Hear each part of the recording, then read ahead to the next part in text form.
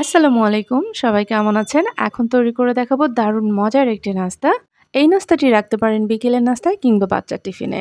Frozen পদ্ধতি সহ আজকে এই নাস্তাটি তৈরি করে দেখাবো ইনশাআল্লাহ।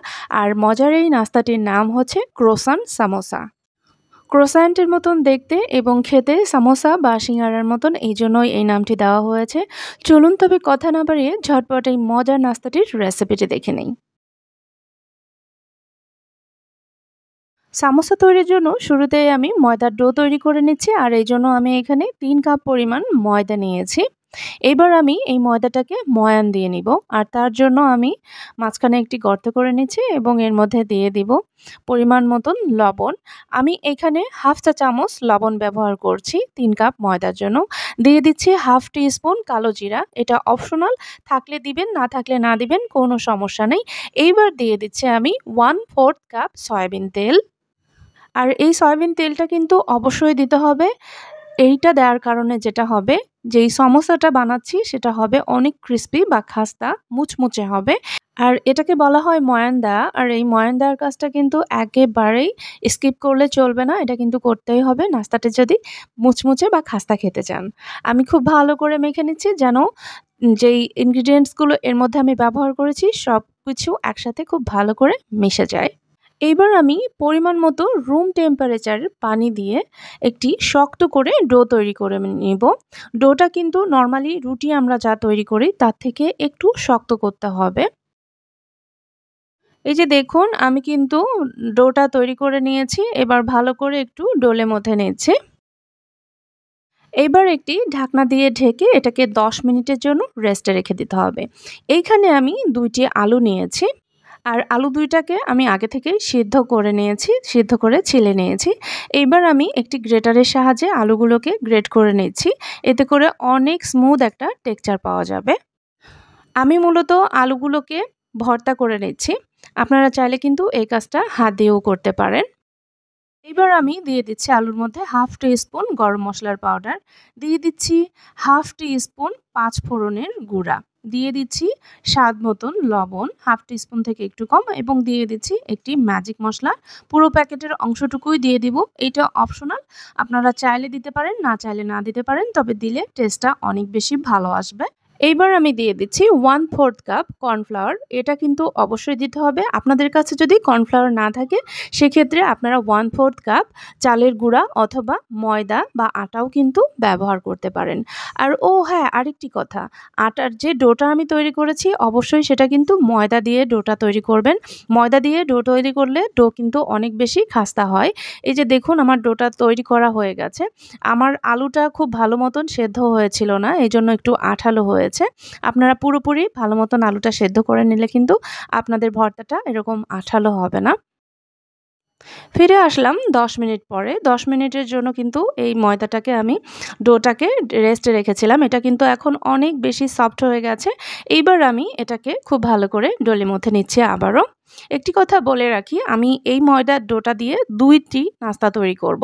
একটি নাস্তা আমি এখন করে দেখাচ্ছি, আর একটি নাস্তা আমি পরে দেখাবো। তো এই নাস্তাটির জন্য আমার মোটামুটি ১ কাপ ময়দা দিয়ে যেই ডো তৈরি হবে সেই ১ কাপ পরিমাণ ময়দার ডো কিন্তু হবে।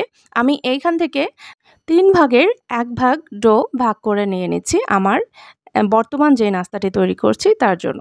আপনারা যখন এই নাস্তাটি তৈরি করবেন ২টি আলু দিয়ে, তখন কিন্তু আপনারা ১ কাপ ময়দা নিলেই হবে। আশা করছি বুঝতে পেরেছেন। আর এটা আমি রেখে দিচ্ছি অন্য একটি নাস্তার জন্য। এখন আমি এইটা দিয়ে একটি বড় করে রুটি তৈরি করে নিব। রুটি তৈরি করার জন্য আমি আমার কাউন্টারটা ব্যবহার করছি। আমার কাউন্টারটা কিন্তু আগে থেকেই পরিষ্কার করা আছে। যার এই বিষয়টাকে ভালো লাগবে না সে দয়া করে এভয়েড করবেন। এইবার আমি পাতলা করে রুটি তৈরি করে নিব। আর রুটি বেলার জন্য আমি কিন্তু এখানে তেল ব্যবহার করছি, কোনো রকম ময়দা ব্যবহার করছি না। রুটিটা পাতলা করে এবং যতটা বড় হয় ততটা বড় করে নিব।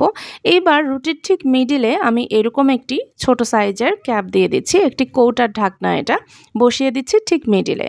এইবার যেই আলুর পুরটা আমি তৈরি করেছিলাম সেই পুরটা এই পুরো রুটিটা জুড়ে স্প্রেড করে দিব পাতলা করে। ভিডিওতে যেমন দেখতে পাচ্ছেন ঠিক এভাবে করেই স্প্রেড করে দিতে হবে পুরো রুটিটা জুড়েই। আর মিডিলে যে আমি ঢাকনাটা ব্যবহার করেছি, কেন ব্যবহার করেছি সেটাও আমি আপনাদেরকে বলে দেব। এই যে দেখুন আমার কিন্তু পুরো রুটিটা আলুর পুরটা দিয়ে স্প্রেড করা হয়ে গেছে। এবার ঢাকনাটা তুলে নিচ্ছি আর এই ঢাকনার উপরে আমি নরমাল রুম টেম্পারেচারের পানি লাগিয়ে দিচ্ছি। আর এই পানি লাগানোর কারণ হচ্ছে এই পানিটা দিয়েই কিন্তু আমি যে নাস্তাটি তৈরি করব সেই নাস্তাটিকে সিল করে দিব, মানে আটকে দিব। যেহেতু আমি মিডিলে একটি ঢাকনা দিয়ে গোল করে পানি লাগিয়ে নিচ্ছি, এটা আঠার কাজ করবে। আর এই কারণে এটা যখন আমি কেটে কেটে টুকরো করব তখন কিন্তু আলাদা করে পানি লাগানোর প্রয়োজন হবে না। আমি এখানে একটি পিৎজা কাটার নিয়েছি, আপনারা চাইলে কোনো নাইফের মাধ্যমেও কিন্তু এটাকে কাট করে নিতে পারবেন। আমি দেখুন কিভাবে কাট করছি, যেভাবে পিৎজা কাটে সেভাবে আমি ছোট ছোট করে কাট করে নিচ্ছি। এবার আমি দেখিয়ে দিচ্ছি ক্রোসান সামোসা কিভাবে তৈরি করতে হবে। এরকম একটি পিচ আমি নিয়েছি, নেওয়ার পরে ঠিক এভাবে করে দেখুন ফোল্ড করতে হবে। আর এটা একদম মিডিল রেখে স্ট্রেইট ফোল্ড করতে হবে।